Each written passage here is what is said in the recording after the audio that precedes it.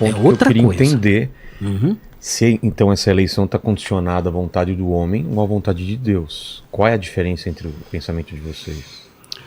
Bom, eu entendo que quem abre o coração do homem é o Espírito Santo, é bíblico. Cada pessoa, cada joelho que se dobra, cada língua que confessa Jesus Cristo, essa obra é do Espírito Santo, obviamente.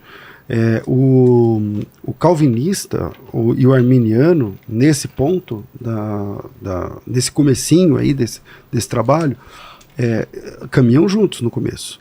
É bom esclarecer que desde o princípio o ensino bíblico é monergista. Desde o princípio o ensino bíblico é monergista, ou seja, o trabalho é de um só. O cristianismo é a única religião que existe um único salvador suficiente. Atos 4:12, em nenhum outro há salvação. Nós não temos a capacidade de salvar a nós mesmos. Você não consegue se salvar, se você entra sozinho num lugar e se salva. Nem por um pedacinho só. Jesus é o autor e Jesus é o consumador da nossa fé, está lá em Hebreus. O que significa que a salvação vem só de Deus. O tempo todo é só de Deus. Agora, por outro lado, Deus, que é o único Salvador, nos chama para participarmos sinergicamente desse processo. Sim, ele chama você para participar. Veja, nós não somos co-salvadores de nós mesmos, mas como aqueles que obedientemente se agarram à graça que foi enviada a nós. O calvinismo, ele nega que você pode dar um passo em direção a Deus. E esse, para mim, é um problema. Veja o que diz Coríntios capítulo 6, versículo 1. E nós, cooperando também com Deus, com Ele, vos exortamos a que não recebais a graça de Deus em vão. Veja que a palavra grega traduzida ali é exatamente a palavra sinergia. Nós, cooperando também com Ele, vos exortamos que não recebais a graça de Deus em vão. É exatamente de onde vem a palavra sinergia. A sinergia proposta na palavra de Deus, na Bíblia Sagrada, não é de sermos a fonte paralela da salvação, ou nós sozinhos nos salvarmos, mas abrirmos, quem abre o coração é Deus, quem convence o homem do pecado é o Espírito Santo, mas a gente recebe isso. Eu sou um mendigo na rua, não tenho dinheiro para nada. Aí passa um milionário e me dá um dinheiro. Eu estendo a mão e pego o dinheiro. Que mérito eu tenho por ter estendido a mão? Nenhum. O dinheiro continua sendo do milionário e eu continuo sendo só um maltrapilho, um mendigo. Mas eu recebi, mas eu aceitei. Eu quis, eu abri meu coração também e aceitei aquela proposta. O ensino bíblico, pelo menos o que eu vejo na Bíblia Sagrada, entende que o cristão pode receber, pode aceitar, pode estender a mão e receber essa graça que foi dada. A graça continua sendo de Deus, o trabalho continua sendo de Deus, todo o trabalho é de Deus, como diz a música.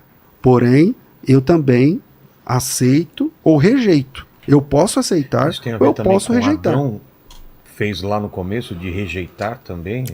Mas eu acho que tem mais a ver com Caim, que veio depois. Tá. Porque o Caim, em Gênesis capítulo 4, Deus fala assim para o Caim. Quer ver, ó?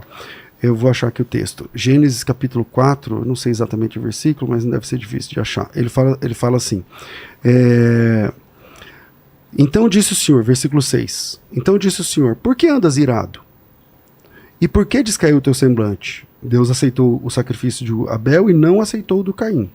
O Caim não é um assassino aqui. Ele não matou ninguém. Ele só não foi aceito naquele momento, naquele processo.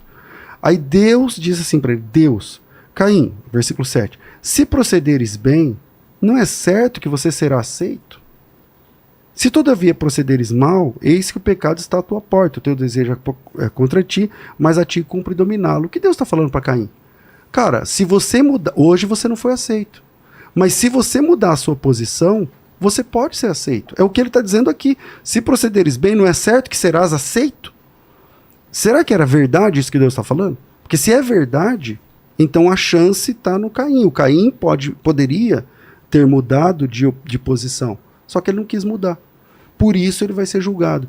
Aliás, o juízo final, na minha opinião, não faz sentido na teologia calvinista. Porque você não escolheu fazer o que você faz. Como você vai ser julgado? No fim vai ter um juízo final. Só que todo mundo que vai ser julgado e condenado não escolheu ter feito o que fez. Então eu não escolhi fazer o que eu fiz, mas Deus vai me julgar como se eu tivesse escolhido.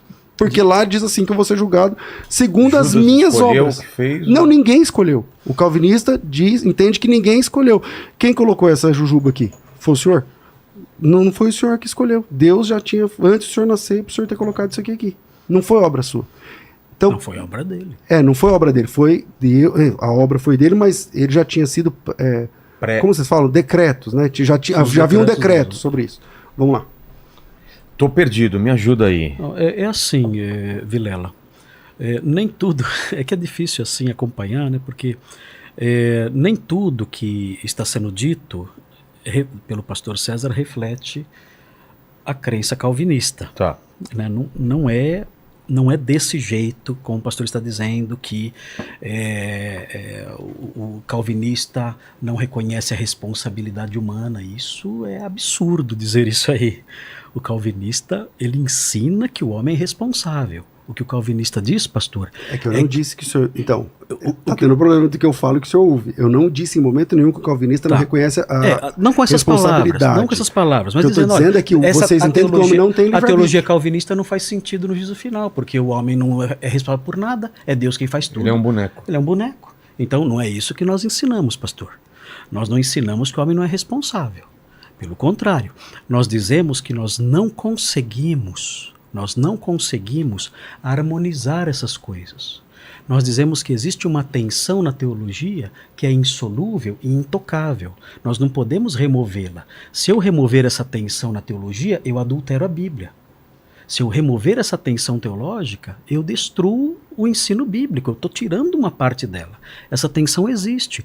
A Bíblia fala que o homem é responsável e fala que Deus é soberano. Por exemplo, o Filho do Homem vai, conforme tudo o que sobre ele está escrito. É soberania divina isso. O Filho do Homem vai é um eufemismo para a morte dele. Uhum. O Filho do Homem vai ser morto, conforme tudo que sobre ele está escrito, ou seja, Deus determinou. Mas ai daquele por meio de quem ele vai. Olha a responsabilidade humana conjugada à soberania divina sem que nós consigamos unir as duas coisas pela lógica.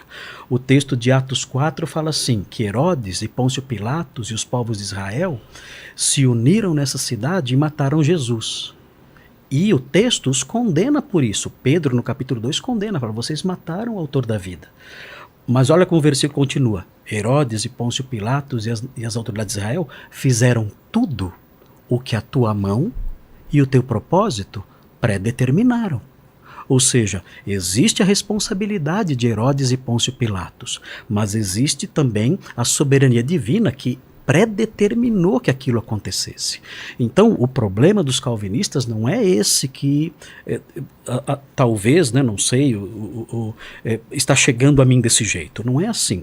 Os calvinistas dizem o seguinte, olha, nós somos plenamente responsáveis por aquilo que nós fazemos, mas Deus determina todas as coisas. Como nós unimos isso tudo? Nós não sabemos.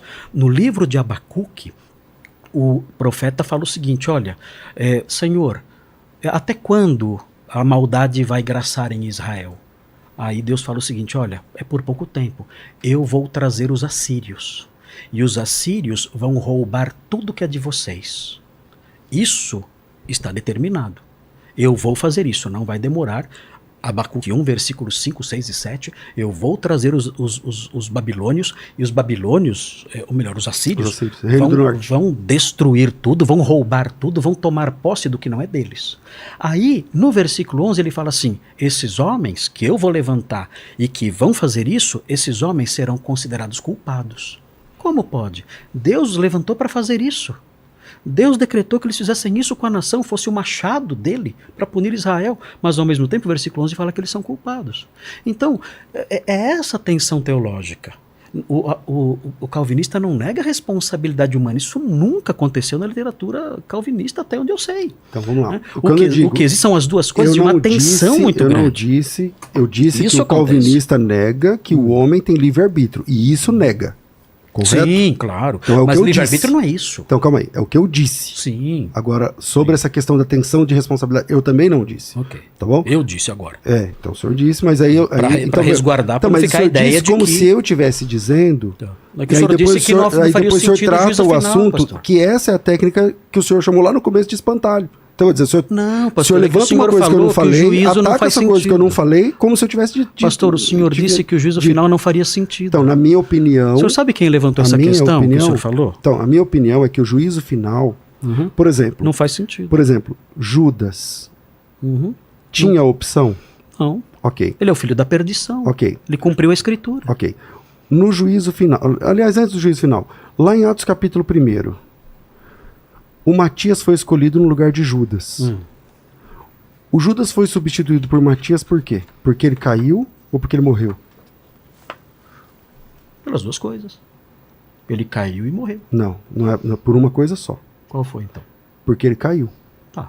Porque se fosse Uma coisa porque leva a ele... outra. Né? Não, porque não leva. É que a Porque, queda assim, levou à morte não, também, não, né? não. Então ele tinha que ser substituído. Mas tudo Pastor, bem. foi o contrário. Tá, tudo bem. Então, é que assim, essa pergunta é importante. Tá, então vamos então, lá. vai em frente. Por que ela é importante?